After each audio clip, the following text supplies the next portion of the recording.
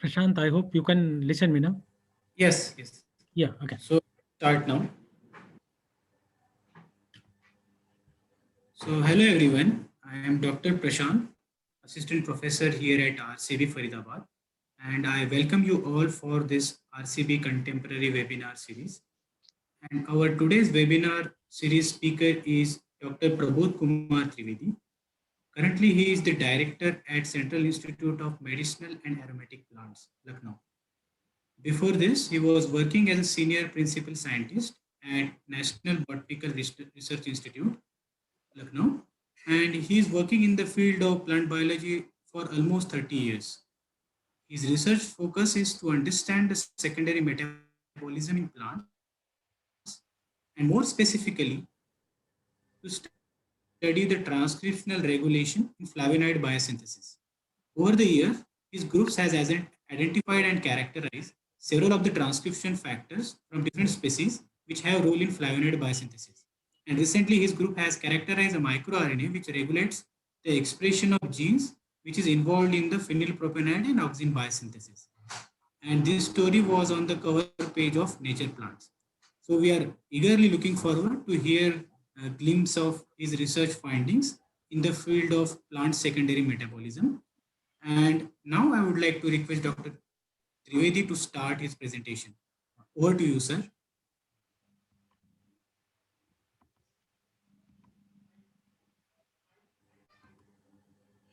Thank you very much, Dr. Prashant, for giving me this opportunity to discuss some of our work in the area of small molecules. When I say small molecules, this will be like secondary plant products, as well as small RNAs, as well as small peptides. In last few years, team like my team has demonstrated that these small molecules, be it secondary plant products, small RNA, and small peptides, interact with each other and play a very big role in plant growth and development. Here, I will be like taking few model plants like Arabidopsis, tobacco, and tomato to demonstrate that how these secondary plant products are useful, how small RNAs regulates their biosynthesis. Not only that, how small peptides encoded by small RNAs regulates secondary plant product biosynthesis, which eventually regulates plant growth and development. Uh, I work in CSIR, which has about 38 laboratories all over India, and I'm lucky enough to work in CTR Nawabs, which is known as which is Lucknow, in which there are four CSIR labs: CDRI, CMAP, IITR, and NBRI. And because of these labs, so I am fortunate enough to be in Lucknow, where so many CSIR labs are there, so I can interact freely with them and discuss with them so that work on these small molecules can progress. At present, I am in CMAP, which is Central Institute for Medicinal and Aromatic Plants, and this works on different medicinal and aromatic plants, be it mentha, vetiver, and so many ashwagandha. So I have been working on these crops earlier, even in NBRI, and this institute has done a lots of work in these plant varieties which are helping farmers in enhancing their income. So if I talk about my group, it works on two different aspects. One is secondary plant product biosynthesis, and another one is molecular basis of heavy metal stress. In secondary plant product biosynthesis, what we work on that how light regulates this secondary plant product biosynthesis, be flavonoid biosynthesis or terpenoid biosynthesis. In addition to that, group works on pathway elucidation, and we have worked extensively on bidania, neem, and poppy, developed different transcriptomes of different tissues, different chemotypes, and have proposed some pathways for biosynthesis of specific molecules. In addition to that, group works on pathway engineering. We have used single gene approach, transcription factors, as well as carried out gene pyramiding to engineer plants for enhanced biosynthesis of secondary plant products. We also work on regulation by small RNAs, small molecules, be it be miRNAs or miRNA encoded polypeptides, which are also known as MIPEPs. In molecular basis of heavy metal stress, the groups works on functional characterization of genes. Here we also use Arabidopsis natural variation to identify genes which are responsible for heavy metal stress response mostly in the Arabidopsis. Recently, we have started working on cross-kingdom gene regulation by small RNAs or peptides. Whatever vegetables, fruit crops, or any kind of this plant material we eat, they also contains small RNAs. And we are showing that these plant-based miRNAs regulate our gene expression.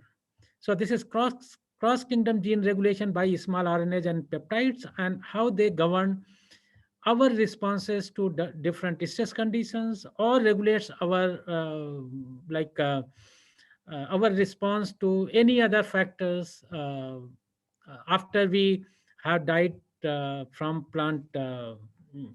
from plants.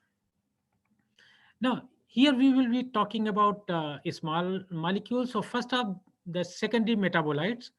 And these are the molecules that are not essential for plant growth and development of an organism. This is well known that people, that's why they are named as secondary metabolites. However, they have multiple functions throughout the plant's life cycle. And possibly over more than 250,000 secondary metabolites are known in the plant. Like if you see different colors in plants, they come from secondary plant metabolites, and as well as several functions are there. So if we see that plant uses them for their defense, reproduction, food quality, and pigments, however, we human beings use them for as insecticides, medicine, perfumes, oils, dyes, flavors. So you can see that plants are using for them for a very specific purposes, and however, we human beings exploit these secondary plant products for our need. Therefore, these becomes interesting target for plant breeding and genetic engineering. Now, if you see these molecules are beneficial for human health and being utilized for number of diseases, be it be anti-cancerous, immunosuppressive, anti-osteoporotic. Nowadays, even if you see in the COVID time, these plant molecules have been have been like discussed a lot for their role in protecting human beings from this COVID-19.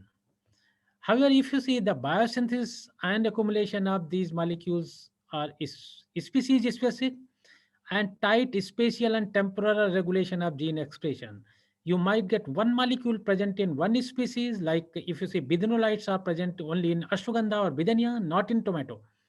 So there are several like specific molecules are present one plant, but not the other plant. And even their biosynthesis is regulated by plant development stage, environmental conditions. So there are like several factors which regulates biosynthesis of these molecules. Therefore, the number of food products consumed by us are deficient in these phytomolecules. Uh, there are efforts are being made to synthesize these plant products through pathway engineering in heterologous system or in homologous system in large quantities, but very limited success has been achieved due to the complex nature of the pathway. If you see, I will be showing few slides. These pathways are very complex and like branch pathways are there and limited knowledge about their regulation. Sometimes we know the biosynthetic pathway, that what are the intermediate steps, what are the intermediate molecules. However, how they are regulated is not known. And this is what we were working about to know the nature of the pathways as well as their regulation. When we started our work about 10 years before, 10 or 12 years before in this area, First of all, we started to engineer the flavonoid biosynthetic pathway. And the most interesting part was, if you see here, this isoflavones, maybe dietgene and genistein, are only present in the leguminous plant and not present in the non-leguminous plant. It seemed to us very simple that if you overexpress this IFS1, which is isoflavone synthase, this is present in the leguminous plant and not in non-leguminous plant, because these molecules are also known as phytoestrogens. That's why when, like if you see elderly women, after age of maybe around 50, this soya diet is recommended or this leguminous plant diet is recommended because these are phytoestrogens. And if phytoestrogens is lacking during this post-menopause or during menopause, what happens? Estrogen is depleting and there is a bone loss. Therefore, these molecules becomes very important, and these are not present in tomato or other plants because their synthesis is only in the non-leguminous plant because of lack of these isoflavone synthase. So we thought this is very simple. Just take out gene from n- leguminous plant and put in the non-leguminous plant, and plants will synthesize these molecules. With this objectives, what we did, we isolated genes from Soralia, which is one leguminous plant, put in the tobacco. What happened? Gene was expressing there. However, when we analyze these for the through phytochemical analysis, what we could find that this isoflavones are present only in the flower, only in the petals, but not in the leaf tissue. You can see that genistein could be detected in transgenic lines, but only in the petals. Leaf tissue of the transgenic line did not synthesize genistein. We were confused that we are using CMB35S promoter, which expresses in all the tissues. Then why this is happening? While we were doing this, another group for Nobel Foundation, Richard Dixon's group, were also working in the same line, and they also express isoflavone synthase and tobacco. And what they found that yes, you could get these molecule in flowers, but not in the leaf tissue. And what they recommended that because of this pathway is very branched, if you put even isoflavone synthase, the substrate may not be available in large quantities. So if you see here another gene CHI, chalcone isomerase. So what they thought that if you overexpress CHI and isoflavone synthase both together, flux will go towards isoflavone biosynthesis. And what they did, they made one artificial this bifunctional enzyme where isoflavone synthase and CHI were fused with one linker. And when they expressed this in the tobacco, even then, they could not synthesize these molecules in leaf tissue, though in the flower, these molecules were present. So this was very confusing. And because there are like several steps before chalcone isomerase, what we thought that there might be limitation of substrate even for the CHI and isoflavone synthase. That's why these molecules are not being synthesized in the leaf tissue, even though you overexpress this both the genes together. So what we thought that can we modulate whole pathway? There are several steps, like 8, 9 steps before this chalcone isomerase. So we thought that if we can get one transcription factor which can enhance expression of all the genes before isoflavone synthase, this will give one edge for the biosynthesis of these molecules in non-leguminous plant and where the flux is limiting. So while we were working in this particular area, the group from University of Bielefeld, uh, Bern Vesha groups came out with a few transcription factors. Like they suggested that 80, 11, 12, and triple one regulates biosynthesis of flavonols. If you see the triple mutant where 11, 12, and triple one is mutated, they are not synthesizing any flavonol if you compare to wild type. So that means these transcription factors are essentially required for biosynthesis of these flavonols. So the story was that in the early steps, these transcription factors regulates biosynthesis of flavonols through activation of genes like CHS, CHI, F3S, F3 prime H, all those things. Late steps are like regulated by other transcription factors, which are like PAP1, PIPE2, and others which are known for the anthocyanin biosynthesis. So we thought that if we overexpress triple one, 12, and double one, this will enhance the substrate in the pathway. And this is what we did. We overexpress ATMIP12, triple one, and 11 independently and made several transgenic lines. If you see ATMIP12, ATMIP triple one, and ATMIP double one, what happened?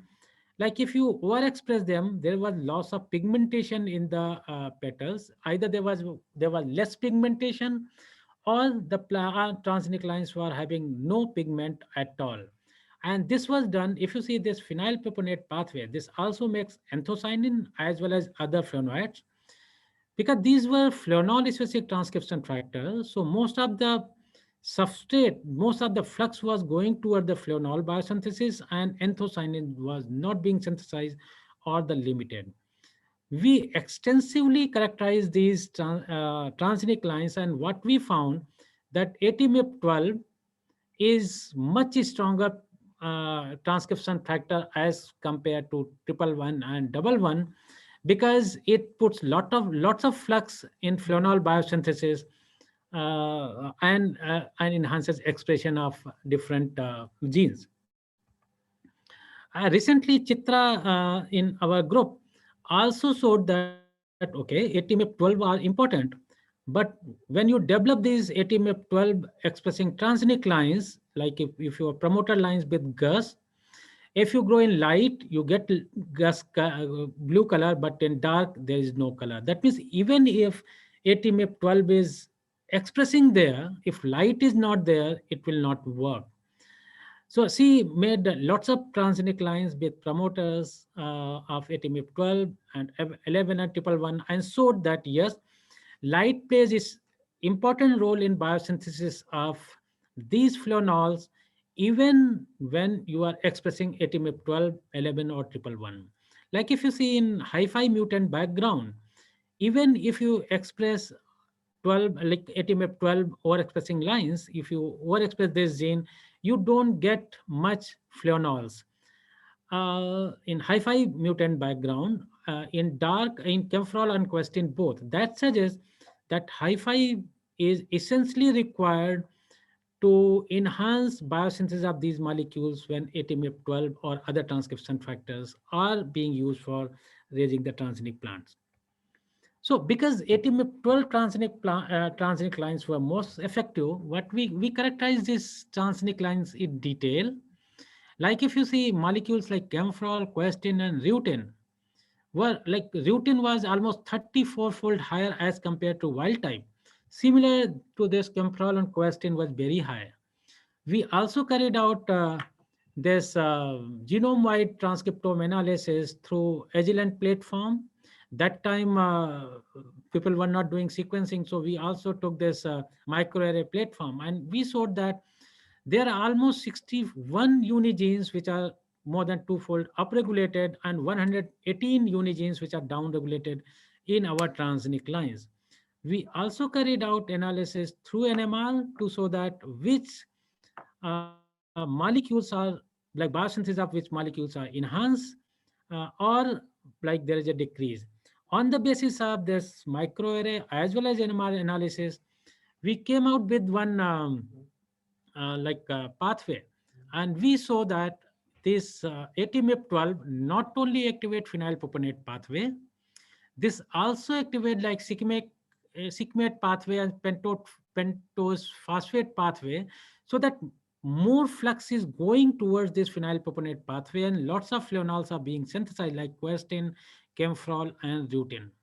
While we were working on this, we were characterizing our transgenic line. Another group published ATMF12 in plant journal. So we were thinking that now what to do? We need to do some value addition in our transgenic lines, in our work, so that it can be published in good journal.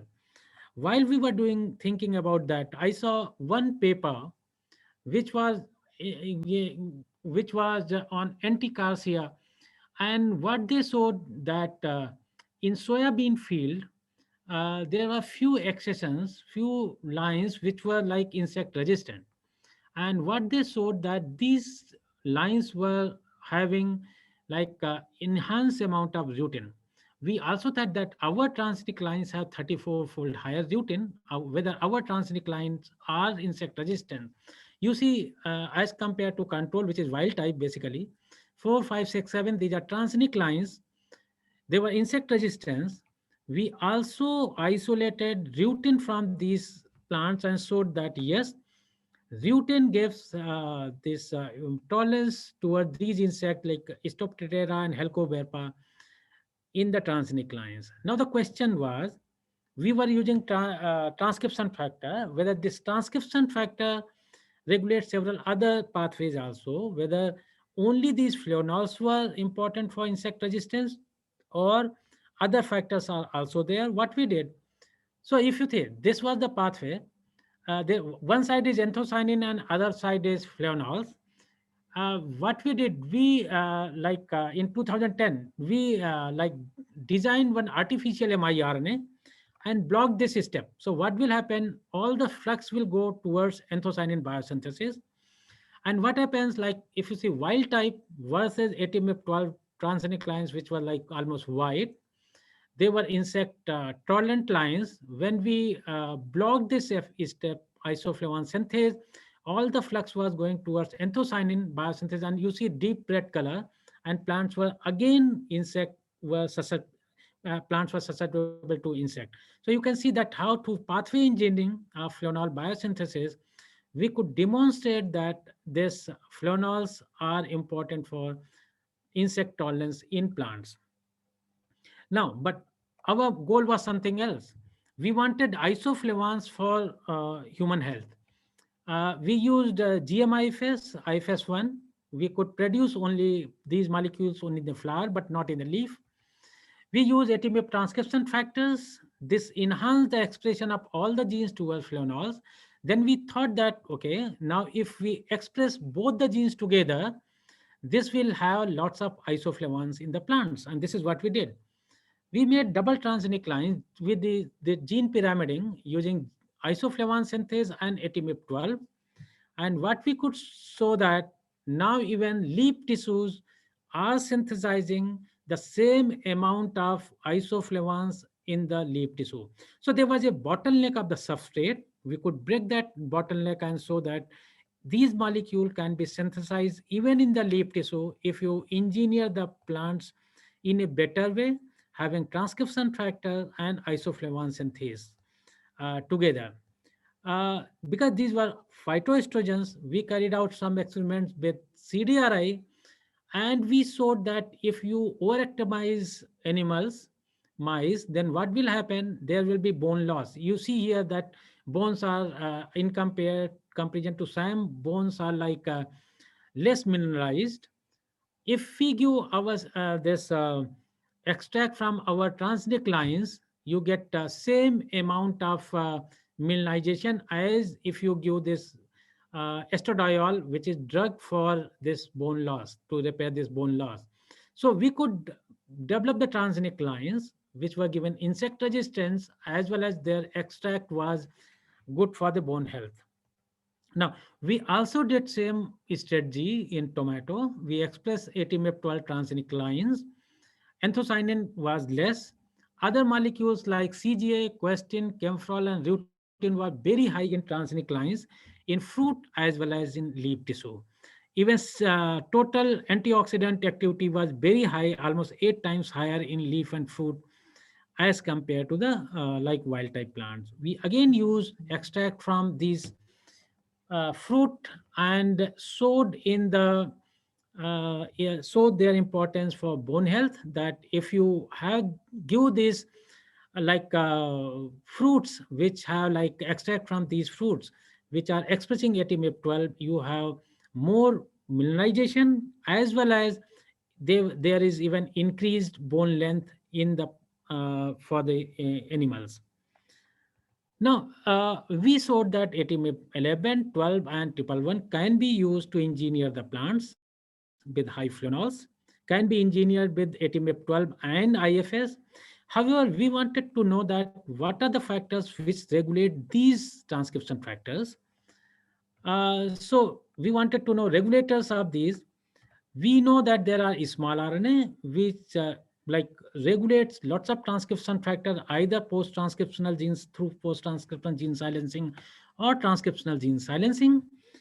Uh, and if you see, there are number of miRNAs which are conserved in all plants. However, some of the miRNAs are specific to one plant.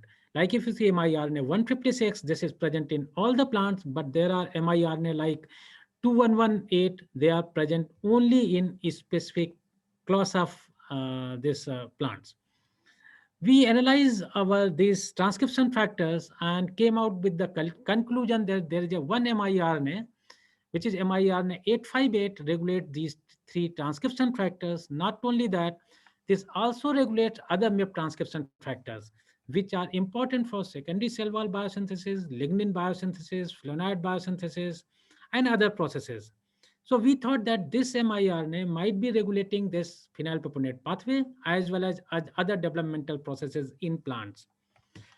So to characterize miRNA, what people have been doing till now, they have been overexpressing miRNA with CMB35S promoter or making this target mimic. Target mimics are the synthetic molecules which are the target sequence in multiple times in synthetic molecules, and you can overexpress, then there will be mimicry. The system will sense that, okay, there is a target which is basically coming from outside, and this will target that, but not the original target. So this is known as target mimic. That's why they are known as target mimic. So the overexpression of a miRNA has great disadvantage to be ectopic. Like you are using CMB35 as promoter, this will express everywhere in the plant, and you will not get to know the specific function of the miRNA because this is expressing everywhere in the plant. miRNA has disadvantages because you cannot decrease activity of only one member of miRNA gene family, and you cannot decrease the amount by 100%. You can decrease by 50% or 40%, but not by 100%. Therefore, we use CRISPR-Cas9 approach also. So I will show both all the three approaches that how we have characterized our miRNA through these approaches. Now, so what we did, we first isolated this promoter of this miRNA expressed in the plant, and what we showed that yes, this miRNA expresses in all the tissues of the plant in Arabidopsis. We also developed overexpressing lines that L1, L2, and L3. We also developed the target mimic line that MIM 1, 2, and 3. You can clearly see that in overexpressing lines, there was like early bolting in the plant, and in target mimic plant, there was like late bolting in the plant. Not only that, the flower size were like change, like in wild, like if you see target mimic, the flower size was smaller. Even if you see seed size in target mimic was smaller as compared to the overexpressing lines and wild type plants. So this shows that this miRNA regulates several processes in the plants and regulate plant growth and development. But we were interested in phenylpropanate pathway, and Deepika carried out analysis with all the intermediate steps in the phenylpropanate pathway, and you can see that in wild type versus miRNA overexpressing lines, there is a decrease in the molecules. In overexpressing lines, if 858 is overexpressing, this miRNA will go down, and if miRNA this transcription factors will go down, MIP12, and if transcription factors go down, the these genes which were regulated by these transcription factors will go down. So in green color in between, if you see those are overexpressing, there is a decreased amount of these intermediate molecules, and in MIM lines, there is a increased amount of these molecules. So very nicely, Deepika showed that yes, this particular miRNA regulate ATMF12, double one and triple one transcription factors, which regulate this pathway. So we showed that yes, small RNA regulates this secondary plant product biosynthesis. Now, we also showed that yes, this miRNA is regulated by light. In light, if in the promoter lines, if you get very good color, gus activity. In dark, that activity is not there. If in dark grown plants, if you give light like C, D, and E, there is an increased gus activity. So that means light is important for expression of this miRNA. We also showed that with Hi5 and COP1, these are Hi5 is a transcription factor, COP1 is a protein which is from proteasomal machinery. This degrades Hi5. So we showed that if you grow plant in dark and light, in Hi5 mutant, you get very less activities. Therefore, what we showed that yes, light regulates Hi5, Hi5 regulates MIP transcription factor, that was known. We added one more component in between, which is miRNA 858, and we suggest that Hi5 regulate 858, which regulate MIP transcription factors. While we were doing that and analyzing our promoter, what we found that there is a in pri-miRNA there is a like 2-3 ORFs which can encode small peptides. Like one ORF in pri-miRNA, like if you see miRNA biogenesis, there is a first pri-miRNA, then pre-miRNA, then mature miRNA comes. We all know that mature miRNA plays important role, but what pri-miRNA or pre-miRNA are doing, the other portions of this pre-miRNA, we don't know. We found that there are 3 ORFs in this pre-miRNA. So we were interested to know that what this small peptide is doing, whether that is being translated or not. What we did,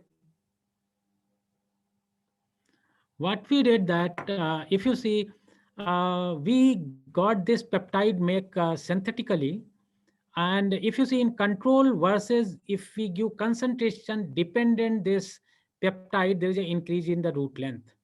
And that was similar to if you overexpress 858. This suggests that if you give this peptide, expression of 858 might be increasing, which increases the root length. We gave one unrelated peptide, scrambled peptide of the same length, and there was no increase in the root length. That suggested that root length increase in the root length phenotype is uh, specific to this peptide, which is 43 or 44 amino acid long. Now, whether this peptide goes inside, that was a big question. We like linked this peptide with FMN dye and incubated with the Arabidopsis plant, and we through confocal we showed that yes, this peptide goes inside the plant cell, and therefore after going to the plant cell, it might be playing important role in plant growth and development. So there were 3 ORFs. Well, if you can see ATG1, ATG2, and ATG3. And we wanted to know that whether all 3 are working or only one is working. What we did, we developed construct with ATG, taking respective ATG and GUS, and developed different and carried out experiment in tobacco. So when we infiltrated with ATG1 or complete ORF, after that GUS is there, activity was there, with ATG2 and 3 activity was not there. So we could show that, okay, only the ORF which comes from ATG1 is active and might be getting translated. Now, to show that, yes, this is really happening in the planta, we also developed Arabidopsis transgenic lines with these constructs, and we saw that only ATG1 followed by ORF is active, others are not active. We also showed that yes, this peptide, which is a smaller one, is present in the plant. We isolated total protein and got the antibody made about for this synthetic peptide. And when we did that, we could demonstrate that yes, this small peptide is present in the plant all the time. So this suggested that yes, this might be this is getting translated and giving all kind of phenotype or regulating different aspects of plant growth and development. So if you see here, we also wanted to know that whether this peptide is going inside, that how this peptide is going inside. So there are reports that some of the peptide goes inside the plant through clathrin mediated this endocytosis. So what we did, we took these mutant, clathrin 1 mutant and clathrin 2 mutant, and we showed that if there is a mutation in the clathrin, what happens?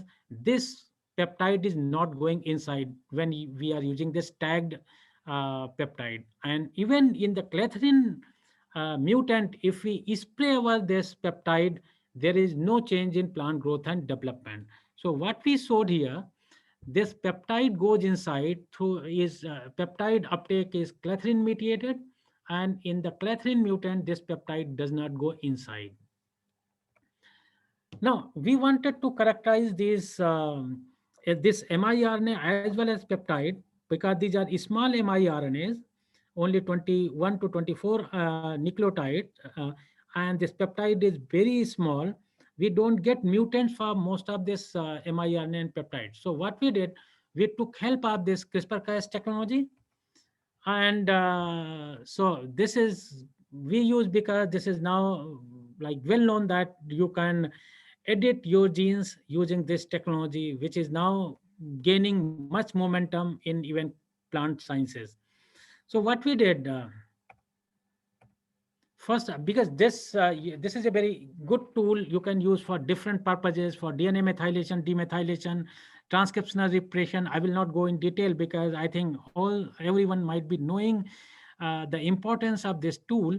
So first of all, to know that whether we can do it or not, mutate in Arabidopsis in our lab or not, first we mutated this 15 desaturase, which is PDS gene, and you can see here that wild type versus this mutated plant, these were albino because carotenoid biosynthesis was not there. And through sequencing, we could show that there are deletion up to 28 nucleotides. So we got all kind of mutants for PDS gene. After getting this, that we can do this, we mutated this 858 at three different places. We mutated at mature miRNA. So you can see that 858A, B, and AB. So for 858, there are two copy, A and B. So we mutated A mature, B mature, as well as there were plants where A and B both were mutated. You can see here the bolting is delayed, similar to MIM plants, and in overexpressing plants, bolting was much higher. We also deleted this fallback region to show that even if fallback region is edited, you get delay in bolting and plant phenotype is similar to 858 if you delete the mature. We also deleted the PEP region, which was like a small peptide encoded the pri-mRNA. And what we saw that even in peptide deleted region, these are having the delayed bolting and the phenotype is similar to what if you delete 858. That means if peptide is not there, this might be regulating the expression of 858, and that is giving the similar phenotype. Now, if you see here, in 858 edited plants, this peptide edited plant, which is 858 PEP CR1 and CR2, when we give exogenously this peptide, that means PEP was not functioning, it was deleted, you give peptide exogenous, what happens? Root length comes again to the wild type level. That means this peptide was important for root length, for root growth. And if you give NSP, which is non-specific peptide, that is not happening. Similarly, what we showed that in wild type, if you give peptide, what happens? Expression of CHS decreases. So that means if peptide is more, what will happen? miRNA expression will be more. When miRNA expression is more, ATMIP12 will go down. If ATMIP12 goes down, CHS will go down because that is gene from the pathway. So if you can see here, the uh, this protein level of CHS it goes down if you give peptide in wild type. In MIPEP CRISPR lines, this CHS was higher. CHS was higher because a transcription factor will be higher and CHS will be higher. And if you give peptide, what happen? This peptide go down. Similarly, what we did, we took these synthetic peptide and we sprayed on this plant. If you see in wild type versus if you give water to wild type, water to CRISPR edited plant, there is no growth. Like they remain same. But if you give this peptide, this was similar to wild type. That means even if you give peptide to the wild type or the mutant, growth is enhanced. If you can see here, lower panel in wild type, with respect to this wild type plant, if you give peptide, the plant growth is higher. And this CRISPR plant MIPEP, if you give peptide, growth is similar to the wild type. So therefore, you can spray this peptide and you can regulate or you can enhance growth of the plant.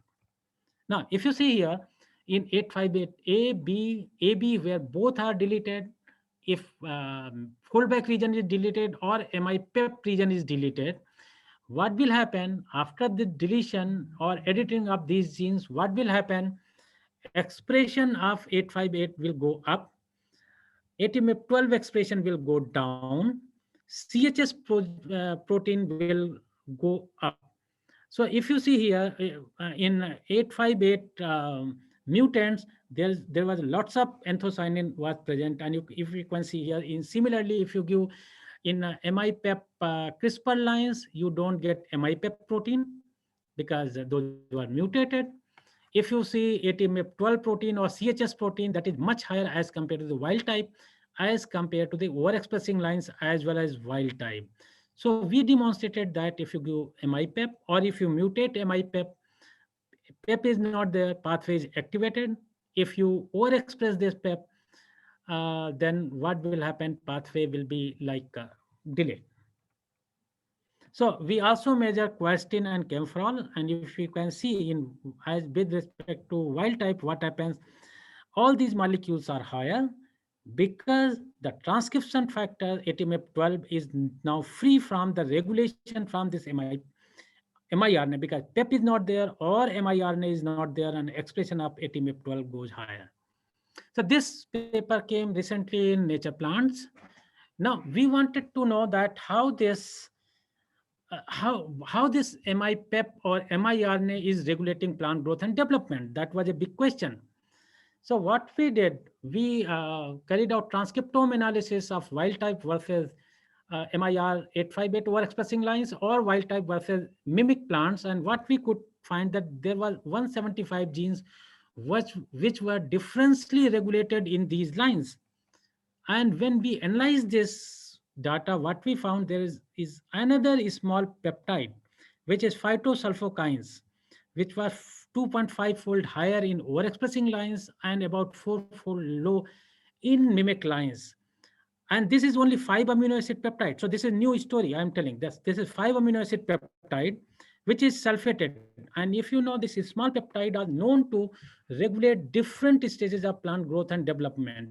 If you see this peptide like IDA or peptide like CLEs, Clavata, they play important role. But for the PEP, it was not known. We showed that PEP is important for plant growth and development, especially root as well as phenylpropionate pathway. So we wanted to know that how this is working. So this, if you say this sulfated phytosulfokine, which is 5 amino acid peptide, and this is sulfated, and you can design desulfated phytosulfokine. There is no this is not sulfated, or you can like synthesize this scrambled phytosulfokine. We have used all this in subsequent experiments. Therefore, I'm telling this. Now, what happens? This peptide, this PSK4, which was so many fold upregulated, this comes from a 240 base pair ORF, which encode for 79 base pair, which is processed, and this 5 amino acid peptide comes, which plays important role. So we wanted to know whether there's a link between MIPEP and miRNA and this 5 amino acid peptide. So if you see that expression of PSK4 increases in 858 overexpressing lines and decreases in 858 mimic line. There are 5 members of this protein in Arabidopsis, and only PSK4 is modulated in CRISPR lines of 858. If you see here that when AB 858 both were mutated, PSK4 expression was almost negligible. So that means PSK4 is regulated by this miRNA or by the MIPEP. So this was, we earlier saw that MIPEP regulates 858. Now we wanted to know that whether MIPEP also regulate PSK4. So we saw, yeah, like we know that if you give what peptide, like synthetic peptide, 858 expression increases. Even in CRISPR lines, peptide CRISPR lines, if you give peptide expression again increases and comes closer to the wild type. Similar case was with the PSK. If you give peptide, MIPEP, expression increases. Even in the CRISPR lines, PEP CRISPR lines, if you give, again PSK4 increases. That means there was a synergy between expression of 858 and PSK4, and this was regulated by this MIPEP, which was coming from pri-miRNA. Now, if you take control lines, which were expressing this, these transgenic lines are PSK4 promoter and GUS. Now, if you give peptide to this MIPEP 858, what happens? The GUS activity increases. That suggests that PSK4 promoter is responsive to MIPEP 858. So now we are showing that MIPEP 858 was regulating its own expression. However, we also saw that PSK4 promoter is also responsive to MIPEP 858A. Now, what happens if we overexpress PSK4? We get increased root length similar to if you overexpress MIPEP or 858. Now, if we make PSK CRISPR lines, which we developed in our lab, you see that there is a decrease in the root length, and this is similar to if you edit 858 peptide or 858 miRNA. So there was like quite good correlation between PSK4 expression and 858 gene expression. If you see mature lines, in overexpressing lines, there was increased growth similar to peptide overexpressing lines, or in CRISPR lines, when we develop PSK CRISPR lines, there was a decreased growth and bolting was very less, similar to if you have peptide CRISPR lines or 858 CRISPR line. Now, so if you overexpress PSK, there is a enhanced growth. So we wanted to know that in 858 CRISPR lines, where growth was retarded, plants were like very weak. So if you overexpress this PSK in those lines, what happens? So if you see next panel, the middle one, that is PSK overexpression in 858 CRISPR lines. So growth is very fine. This is better than wild type. So this suggests that yes, this PSK comes after this miRNA. So MIPEP and miRNA somehow regulates PSK. If miRNA and MIPEP is not there, PSK activity goes down, plant have very little growth. However, if your mutant background, if you overexpress PSK4, what happens? Plant resumes its growth. Now, if you can see here in root length data, wild type versus 858 CRISPR lines, there is a very like root length was reduced. If you overexpress PSK4 in this background, root length comes again. So similar to wild type region. Now, uh, PSK4, the 858 overexpressing lines were having all the time higher root length. Now we thought to now edit this PSK4 in 858 overexpressing lines. Very interesting result if you see wild type versus overexpressing lines 858, very high, very good growth. However, if you mutate, edit this PSK in 858 overexpressing background, this again comes to the wild type. This result suggests that 858 shows positive correlation with PSK4. Now, so wild type versus 858 CRISPR lines, very little growth, delayed flowering. In this background, if you overexpress PSK, what happens? This is better than wild type. So these results said that overexpression of PSK4 is CRISPR edited 858 plant shows restoration of delayed bolting time, plant height, rosette diameter, and other phenotype. Now, we also got this DPSK, which is desulfated and scrambled peptide made, this PSK, 5-amino acid peptide made. We go to different background like PSK4 CRISPR mutant background, 858 CRISPR background to come to the conclusion what we said, so that if PSK is mutated and if you give PSK, it comes, growth is again to the normal. However, if there is a like we also use lots of other mutant like TPST mutant and other mutant, and we showed that yes, PSK signaling is important for the effect of this miRNA or MIPEP in these. Now, we also wanted to know that why this is happening. Plant growth is increasing, so that means plant growth related genes might be activated. So we analyze the expression of expansins, expansin A2, expansin 11, and expansin 15. These are known for the growth. This is auxin dependent growth basically for that. And what we showed that yes, if you give PSK, expression of these increases. If you give scrambled peptide PSK, growth is not increasing. And this is similar case with the PSK A2. Now, we also did that how this PSK is regulated. So we found that in the plant growth hormone,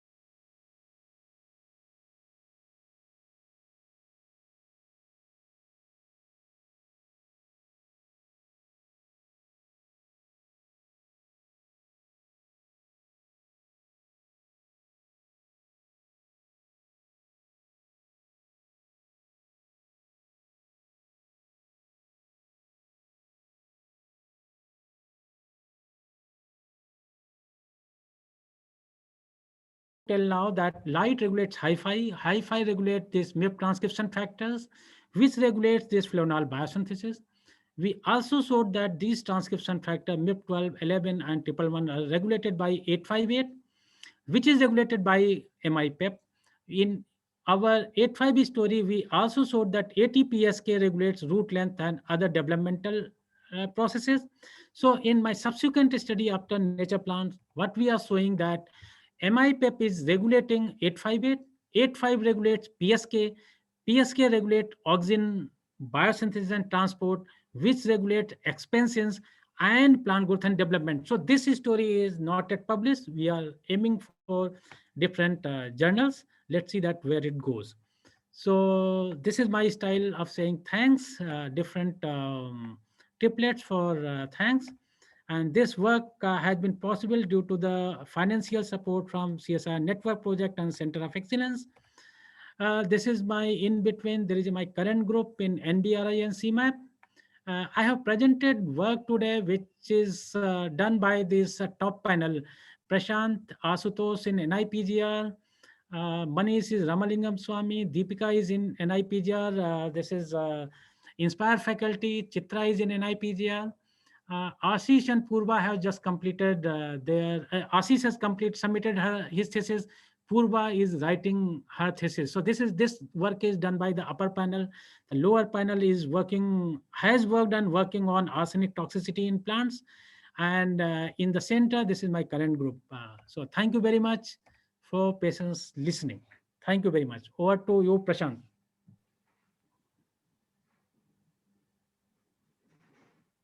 Thank you very much, sir, for giving the overview of your research from almost 10 years, starting from MIP12 to MI858 and PSK story. I hope your PSK story will come out soon. Uh, so we have a couple of questions from the audience. First, from Dr. Ramu Vemanna. So he's probably asking a question, and maybe he's probably in the doubt. So he's asking, miRNA 858 regulation of PSK4 maybe because of indirect mechanism, since 858 has many different growth regulations. Probably same thing is happening in PSK overexpressor or mutant. Yeah, very nice question. If you see that we have developed this mutants in different background. Like 858 miRNA mutant background, we have overexpressed PSK, or in 858 overexpressing lines, we have developed this PSK mutant lines. So through these genetic studies, we have shown that yes, there is a direct correlation of MIPEP, miRNA and PSK, because if you miRNA overexpressing lines, if you mutate PSK, plant growth is again there is a problem with the plant growth. So I see that there is a direct correlation. However, we need to work really work more to establish that correlation, whether this is direct or correlation. But as of now, our study says that there is a direct correlation. So there is a second question, probably on the similar lines. So from Rajan. So he's saying, can we draw a direct connection between change in amino acid synthesis and phenylpropanide pathway in transgenic line? So he's saying, probably, was there any change in expression of amino acid biosynthetic genes? And can we link amino acid biosynthesis to phenylpropanide? That's a very nice question. What happens that in our 858 tobacco lines, through NMR analysis, we have shown that yes, amino acid biosynthesis is affected. And we should have seen in our Arabidopsis line, which we have not shown as yet. This is very nice question and suggestion. What we will do, we'll analyze different amino acids in our 858 overexpressing lines, PEP overexpressing lines, to show that whether there is a change in amino acid biosynthesis. We'll do that. Okay. I think that question was from Deepika. She has just another question. Have you done defense-related experiments in microRNA overexpressor line? Whether they show any effect on against environmental stress? Yes, that is again a nice question. If you see in our 858 overexpressing tobacco lines, those are insect resistance. So even these lines should show some biotic or abiotic stress resistance. We have not done these for insects as yet. However, another group has published that yes, this miRNA plays role for the abiotic stress. This biotic stress for now we are doing stress with different salt and other stresses. We are carrying out those experiments, and we will come out with some conclusions very soon. Oh, that's good to know. Thank you, sir. So there is another last probably question from Dr. Ramu. Does this miRNA work when they express heterologously in other species? That's again a very nice question. Yes, some of this miRNA, if you see, are quite present in all the species. Like in 858, it's present in tomato also, and in other plants also. That means this can have the similar effect. Interestingly, though we have not published, the manuscript is written that we have overexpressed 858 as well as overexpressed the mimic in tobacco, and we get similar result what we get in Arabidopsis. So that work is almost completed. So that means these miRNA also work in heterologous species. Yes, if their targets are present and sequence is conserved. So because these some of the miRNAs are very conserved and their targets are conserved, then they can also work in the heterologous system. Okay. His another question is how these peptides translocate? Okay, if you see, we have shown that this uptake is clathrin mediated, because when we use clathrin mutant, this peptide are not going inside the cell. Now, these peptides, like people know that some of the miRNAs are mobile, some of the transcription factors, even proteins are mobile. I guess that even these peptides are mobile. We need to study it. As of now, we don't know. However, we need to work to know that whether these peptides can be translocated and what is the mechanism. Okay. So many questions are coming up. So there is one question from Dr. Chanchal. What is the possible reason for early bolting in MI858 overexpressor lines? Oh, what? I could not, because this is not, question is not written here. So, okay. Okay, so this is in the chat box, I guess. So what is the possible reason for early bolting in Mi858 overexpressor lines. So, Okay, because we showed that if you see this MI overexpressing lines, what we have shown that this PSK is overexpressed, like enhanced expression of PSK. And PSK plays role in plant growth and development through auxin and this expansions. So that means overall plant growth is enhanced, and when plants growth is enhanced, they go to reproductive phase early. So if they go reproductive phase early, there will be like early bolting. There are several unanswered. There are questions which can be answered through subsequent studies which we are carrying out. okay. Yeah, there is another question from Dr. Gitanjali Chawla. Any information on regulation of these miRNA levels by peptides? Nani, what is the question? Any information on regulation of miRNA level by peptides? Yeah, this is what we have shown, that this 858 peptide regulates its own expression. Not only we, there are 3, 4 other now publications have come. They showed that this MIPEPs, which are miRNA encoded polypeptide, regulate their own expression. Okay. So I have a last question. Yeah. So in these lines, did you ever check the effect on the lignin part of the phenylpropionate pathway? What is the effect on lignin content or composition, or whether those metabolites are affected? Because whatever. Like if you see, Deepika carried out this analysis of all the intermediate, Deepika and Asutosh. Asutosh is again in NIPGR. So they carried out this analysis of all the metabolites which are present in the phenylpropionate pathway. In 858 overexpressing and mimic lines, they have shown yes, there is a change in the metabolite content. In overexpressing lines, content goes down, and in mimic lines this goes up, because in mimic line ATMIP12 will be now expressing more, and all these molecules will be much higher. So this study, this was published in Plant Physiology in 2016. Okay. Yeah, so that is what I think, because lignin, many of the lignin mutants are DORs, so probably Okay, we. you are talking about lignin. If you, Lignin, yes, yes, yes. if biosynthetic pathway goes towards phenol biosynthesis, what happens? Lignin is low. I have not shown in my slides. However, if you see Nature Plant paper, when these molecules are high, lignin biosynthesis is low. Okay, okay.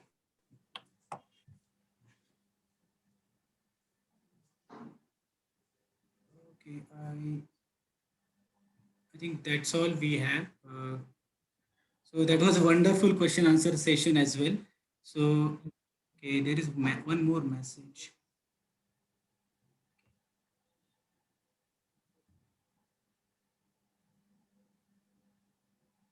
Okay, we can take it afterwards maybe, because it's already 10 minutes past 5. There are a few more questions are coming, I think. Can we draw a direct connection between change in amino acid? Okay, this all. So it's in the chat box. Yeah, okay.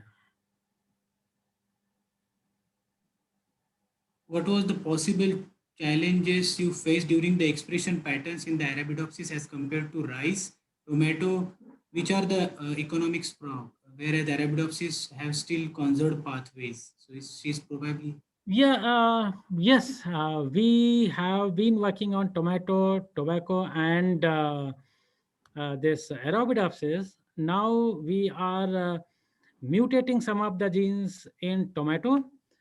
And yes, there are challenges, like in Arabidopsis, you get success very fast. In rice and tomato, success will be like difficult, though we have got this Cas9 positive tomato lines. Now we are looking for the deletions in the targeted genes, and I hope very soon we'll come out with some tomato lines which are like with modulated fluonol content or flavonoid content through mutation of genes or transcription factors. Okay, great, great. Let's hope you will. Let's hope that come out soon. Yeah. So we will end it here. So I would like to thank Dr. C.V. Srikanth for organizing this webinar series. This is really wonderful initiative, and Executive Director of RCB.